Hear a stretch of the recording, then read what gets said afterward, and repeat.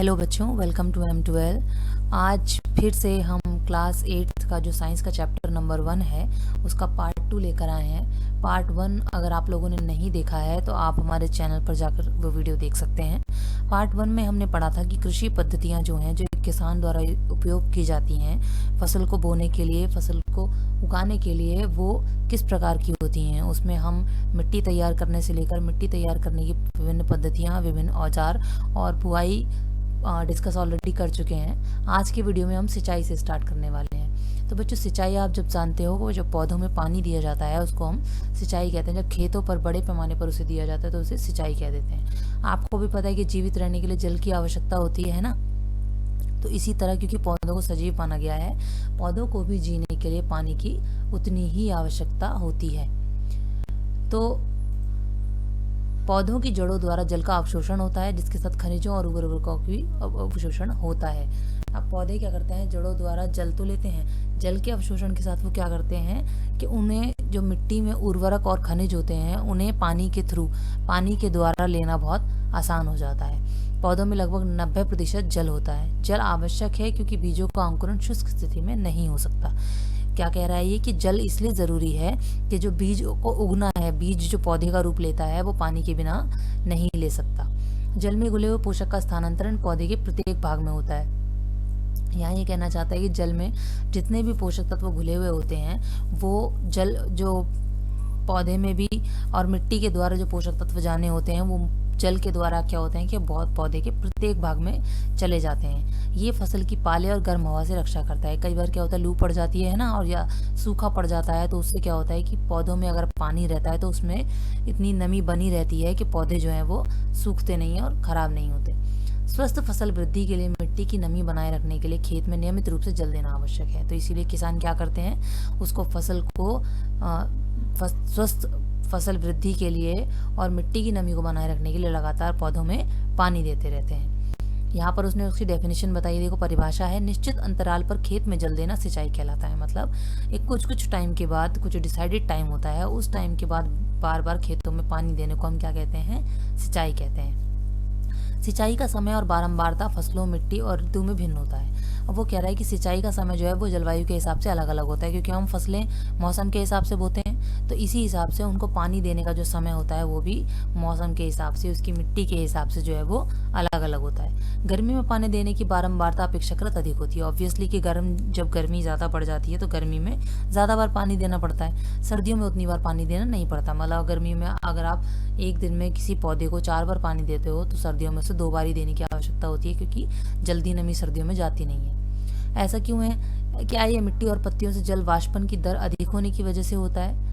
इस वर्ष पानी देते समय अधिक सतर्क हूँ, पिछली गर्मियों में मेरे पौधे सूख के मर गए थे। मतलब यहाँ एग्जाम्पल के थ्रू उन्होंने बता दिया कि जब गर्मी हो ज़्यादा तो इस हिसाब से ज़्यादा ध्यान देना चाहिए कि आप उसे ज़्यादा से ज़्यादा पानी दें। सिंचाई के आप स्रोत कौन कौन से होते हैं, किस किस तरीके से आप सिंचाई कर सकते हो?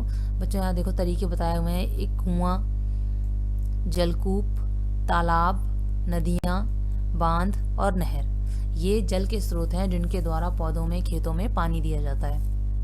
कुएं से पानी खींच के देते हैं, या फिर आपने देखा होगा कई जगह तालाब, छोटी सी तालाब होता है, थोड़ी सी झील होती है, उससे किनारे बनाते बनाते, नालियाँ सी बनाते बनाते लेकर आते हैं ना खेतों तक, तो उससे क्या होता है कि पौधों में लगातार पानी चला जाता है। यहाँ देखो कुएं से पानी दे रहे हैं, इस तरह कुएं से इस तरह पानी दे सकते हैं, या फिर चेन पंप होती है इस तरह से। यहाँ पर देखो इसमें पानी जाता है ना, पाइप से के थ्रू जल में पानी जाता है। ये ढेकली बताया है इसने, यहाँ पर से जो कुएं में पानी निकालते हैं, है ना। इस तरह देखो, रस्सी अगर नहीं होती है तो पेड़ की सहायता से, पेड़ के तने की सहायता से पानी ले लिया जाता है। या फिर ये कोलू होता है, इसमें क्या होता है कि जानवर द्वारा लगातार इसको चलाया जाता है, जिससे कि लगातार खेतों में पानी जाता रहता है। देखो सिंचाई के पारंपरिक तरीके इसने बोले हैं। सिंचाई के पारंपरिक तरीके का मतलब यह है कि बहुत पुराने ज़माने से जो तरीके सिंचाई के चलते आ रहे हैं। कुओं, झीलों और नहरों में उपलब्ध जल को निकालकर खेतों तक पहुंचाने के तरीके विभिन्न क्षेत्रों में अलग अलग हैं। ठीक है।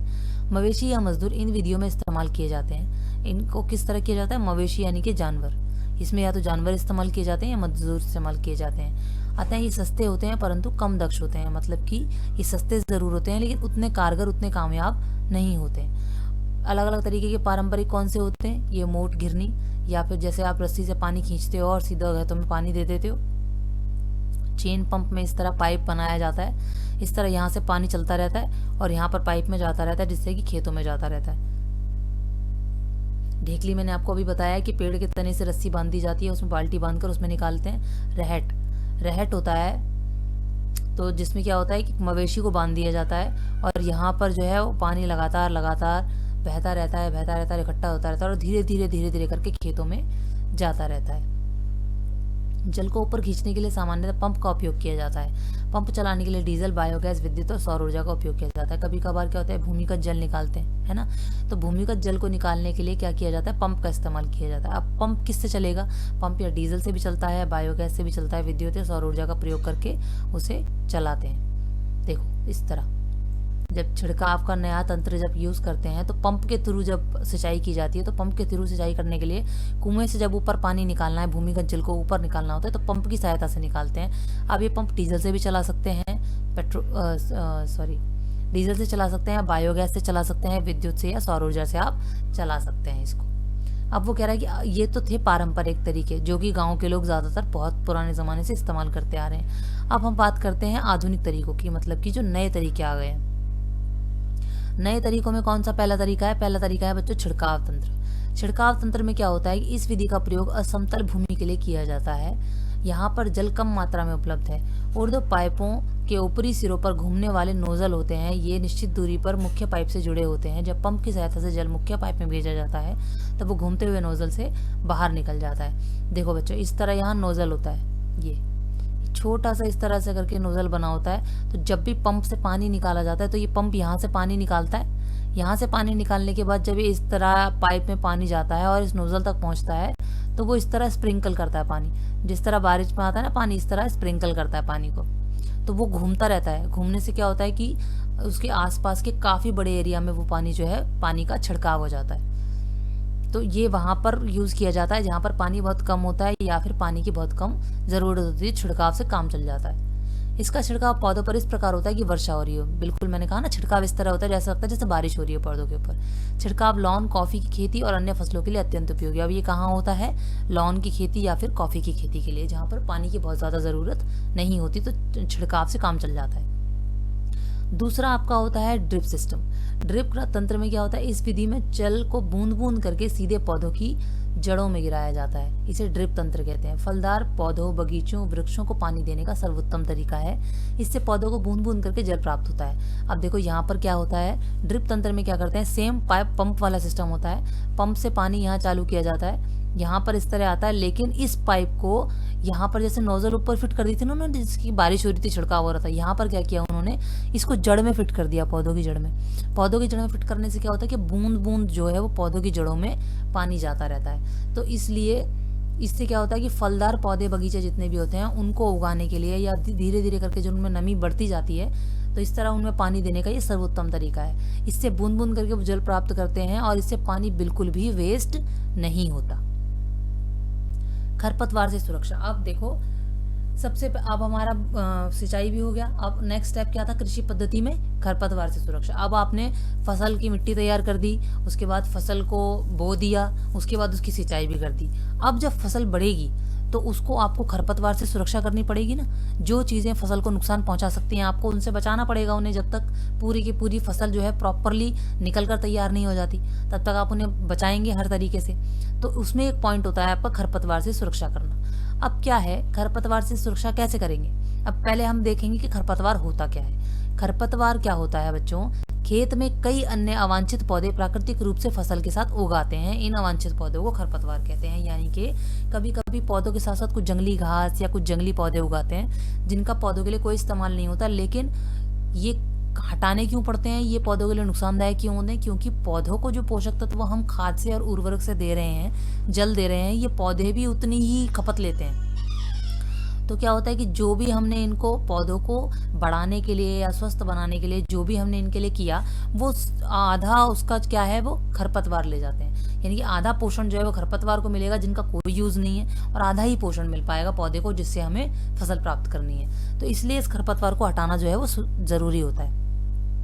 तो किसी भी तरह की जंगली घास या जंगली पौधा जो भी किसी काम का नहीं है, वो अगर पौधे के आसपास उगाता है तो उसको खरपतवार कहते हैं। खरपतवार हटाने को निराई कहते हैं। बच्चों, खरपतवार हटाने के लिए भी एक टर्म होती है, एक शब्द होता है जिसे कहते हैं निराई। निराई जरूरी होती है क्योंकि खरपतवार जल पोषक जगह प्रकाश की स्पर्धा कर फसल की वृद्धि पर प्रभाव डालते हैं। कुछ खरपतवार कटाई में भी बाधा डालते हैं और मनुष्य और पशुओं के लिए विषैले हो सकते हैं। अब मैंने आपको जैसे बताया कि जंगली घास और जंगली पौधे जो उगाते हैं, तो पौधों को जितना पोषण मिलना होता है, पौधों को उसका आधा ही पोषण मिल पाता है। बाकी आधा पोषण कहाँ चला जाता है? ये जंगली पौधों में चला जाता है, और जिसका कि कोई हमें फल नहीं मिलने वाला। तो इसीलिए इनको हटाना जो है वो बहुत ज़रूरी हो जाता है। कई बार ये जंगली पौधे जहरीले भी होते हैं, तो इसलिए कोई जानवर इन्हें खाता भी है अगर, या फिर कोई इंसान खाता है, तो उनके लिए भी ये विषैला साबित हो सकता है। खरपतवार को हटाने और उनकी वृद्धि को नियंत्रित करने के लिए किसान अलग अलग तरीके अपनाता है। फसल उगाने से पहले खेत जोतने से खरपतवार उखाड़ने और हटाने में सहायता मिलती है। अब क्या करते हैं कि जैसे हमने बताया था, जुताई कैसे करते हैं, मिट्टी तैयार करना जिसे कि हम जुताई कहते हैं। तो ये कह रहा है कि अगर खेत में बीज बोने से पहले अगर आप जुताई कर देते हैं तो क्या होता है कि किसान को खरपतवार उखाड़ने में सहायता मिलती है। इससे खरपतवार सूख कर जो है वो मर जाते हैं और मिट्टी में मिल जाते हैं। खरपतवार हटाने का सर्वोत्तम समय होता है उनमें पुष्पन और बीज बनने से पहले का होता है। मतलब कि प्रॉपरली जब तक पौधा बनकर निकलेगा उससे पहले ही सबसे सर्वोत्तम मौका होता है कि खरपतवार को हटा दिया जाए। खरपतवार पौधों को कैसे हटाते हैं? खरपतवार पौधों को हाथ से जड़ सहित उखाड़कर भूमि के निकट से काटकर, या फिर एक तो जड़ से उखाड़ा जाता है और या फिर बिल्कुल भूमि के पास से जहां से उनकी जड़ होती है बिल्कुल वहां से काट दिया जाता है। इस तरह से खरपतवार को हटाया जाता है। अब बच्चों देखो, रसायन के उपयोग से भी खरपतवार नियंत्रण किया जाता है, जिसे क्या कहते हैं? खरपतवार नाशी। यानी कि एक तो हो गया तरीका कि खरपतवार को हाथ से उखाड़ दिया जाए या फिर बिल्कुल भूमि के पास से काट दिया जाए, लेकिन ऐसे रासायनिक तरीके भी हैं खरपतवार को हटाने के जिससे कि खरपतवार को खत्म किया जा सकता है, नियंत्रण में लाया जा सकता है। उसको हम क्या कहते हैं? खरपतवार नाशी। जैसे कि यहाँ इन्होंने एग्जाम्पल दिया है 2 और 4D। खेतों में इनका छिड़काव किया जाता है, ठीक है, जिससे कि खरपतवार पौधे जो हैं वो मर जाते हैं, परंतु फसल को कोई हानि नहीं होती। अब ये इस तरह के रसायन होते हैं जिसको खेतों में छिड़क दिया जाता है, जिससे कि सिर्फ जंगली पौधों को और खरपतवार को नुकसान होता है, पौधों को कोई नुकसान नहीं होता। खरपतवार नाशी को जल में आवश्यकता अनुसार मिलाकर स्प्रे की सहायता से भी खेत में छिड़काव करते हैं। या तो पाउडर के रूप में हो तो पाउडर सीधा खेत में छिड़क दिया जाता है, नहीं तो फिर अगर इसको जल में मिलाकर जल का खेतों में छिड़काव करके भी खरपतवार को हटाया जा सकता है। जैसे कि पहले बताया गया है, खरपतवार की वृद्धि के समय और पुष्पन के बीज बनने से पहले खरपतवार नाशी का छिड़काव करते हैं। खरपतवार नाशी के छिड़काव से किसान के स्वास्थ्य पर प्रभाव पड़ सकता है, तो इन्हें रसायनों का प्रयोग सावधानी पूर्वक करना चाहिए। बच्चों देखो, यहाँ पर जब ये खरपतवार नाशी का प्रयोग कर रहा है, उसका छिड़काव कर रहा है, तो इसने मास्क पहना हुआ है ना। इसने अपने, खैर इसके पास ग्लव्स तो नहीं है पर पहनने चाहिए। अब इसने मास्क पहना हुआ है क्योंकि ये रसायन से बने होते हैं, ये इस प्रकार का रसायन है, खतरनाक रसायन है, इसीलिए इसको इस्तेमाल करते वक्त किसानों को भी स्पेशल सावधानी बरतनी चाहिए, क्योंकि ये उनके लिए भी हानिकारक हो सकते हैं अगर वो ज़्यादा उनके अंदर चले जाते हैं। तो इसीलिए अपना मुंह और नाक जो है वो कपड़े से ढक लेना चाहिए जिस वक्त भी ये खरपतवार नाशी का छिड़काव कर रहा है, ठीक है। सबसे लास्ट हमारे पास क्या आता है? अब मान लीजिए हमने जुताई भी कर दी, बुआई भी कर दी, सिंचाई भी कर ली, अब खरपतवार नाशी भी हटा दी। अब क्या करेंगे? फसल पूरी उग के तैयार हो गई, अब हम उसे काटेंगे तो कैसे करेंगे? फसल की कटाई महत्वपूर्ण कार्य है। फसल पक जाने के बाद उसे काट देते हैं, ठीक है। मान लीजिए आपने बाजरा उगाया तो बाजरा पूरी तरह से पककर फसल तैयार हो गई, अब आप उसे क्या करेंगे? अब उसे काटेंगे। कटाई के दौरान या तो पौधों को खींचकर उखाड़ लेते हैं अथवा उसे धरातल के पास से काट लेते हैं। एक अनाज फसल को पकने में लगभग 3-4 महीने का समय लगता है। वो कह रही है कि अनाज फसल जो होता है 3-4 महीने में तैयार हो जाती है। अब फसल को कैसे निकालते हैं? फसल को खरपतवार नाशी की तरह ही निकालते हैं। अगर छोटा पौधा है तो उसको जमीन से उखाड़ कर निकाल देते हैं, या फिर बिल्कुल जमीन के पास से काट लेते हैं, मतलब कि उसको निकाल देते हैं। हमारे देश में दराती की सहायता से कटाई जाए। अब जमीन के पास से बिल्कुल निकाल कर काटना है तो किसकी सहायता से काटते हैं? बिल्कुल दराती की सहायता से। एक मशीन का उपयोग किया जाता है जिसे हार्वेस्टर कहते हैं। अब या तो दराती का इस्तेमाल करें जैसे गांव के पुराने लोग करते आ रहे हैं, या फिर नई मशीन आती है जैसे हार्वेस्टर कहते हैं, उसका प्रयोग किया जाता है। काटी गई फसल से बीज और दानों को भूसे से अलग करना होता है, इसे थ्रेशिंग कहते हैं। काटने के बाद क्या करना है आपको? पहले तो आया तो हाथ से उखाड़ लीजिए छोटा पौधा है तो, नहीं तो फिर दराती से काट के उसको हटाते हैं, या फिर हार्वेस्टर की सहायता से उसे मशीनी प्रयोग करके काट देते हैं। अब काट लिया, उसके बाद उसमें जो एक्स्ट्रा जो भूसा होता है, जो दाने होते हैं फसल के अलावा, मतलब फसल को बिल्कुल साफ करना होता है। तो जितनी भी एक्स्ट्रा चीज़ें होती हैं उसके अंदर दाना हो गया, भूसा हो गया, पत्थर हो गया, ये सब निकाल के हटाना होता है। तो इसको क्या कहते हैं? इसको कहते हैं थ्रेशिंग। ये कार्य कंबाइन मशीन द्वारा किया जाता है, जो वास्तव में हार्वेस्टर और थ्रेशर का संयुक्त रूप है। छोटे खेत वाले किसान अनाज के दानों को फटक कर साफ करते हैं। देखो यहाँ पर आजकल आधुनिक तरीके में ये मशीन इस्तेमाल की जाती है, ये वाली, ठीक है।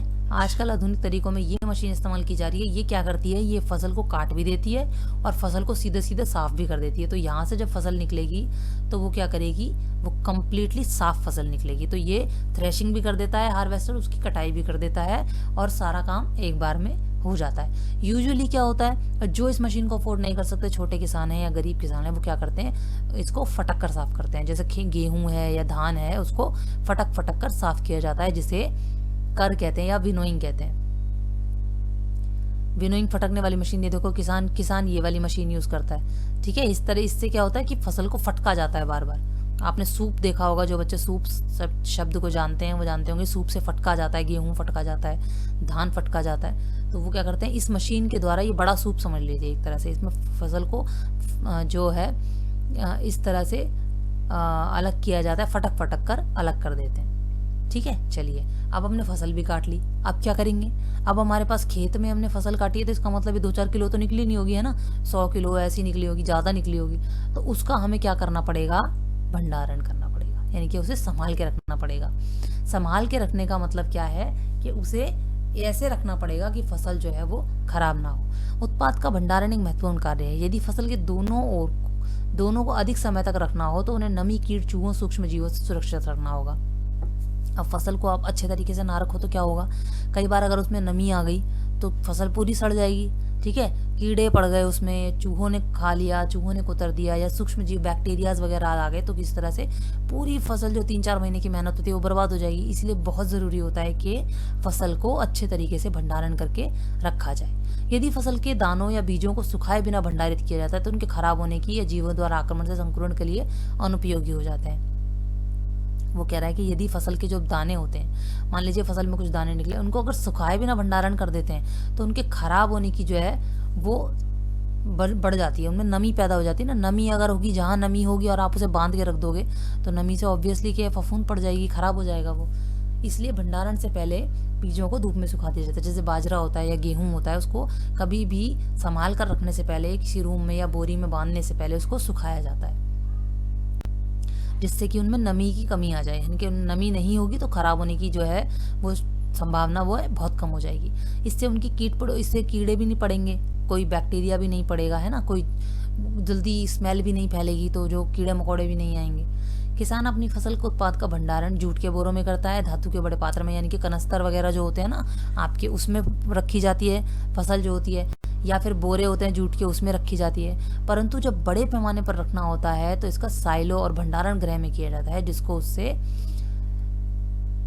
पीड़कों और जो चूहे और कीट होते हैं इनसे सुरक्षित रखा जा सके। देखो बच्चों, ये होते हैं अनाज भंडारण हेतु साइलो। ये साइलो बनाए गए हैं। अगर बहुत ही बड़े पैमाने पर, जब 50,000 किलो, 1 लाख किलो अगर ऐसा होता है, क्विंटल में या टन में अगर फसल को भंडारण करके रखना होता है, तो इतने बड़े बड़े भंडारण गृह जो है वो यूज़ किए जाते हैं। नहीं तो अगर छोटे पैमाने पर होता है तो इस तरह बोरी में बांधकर यूज़ किया जा सकता है, उसको रखा जा सकता है संभाल कर।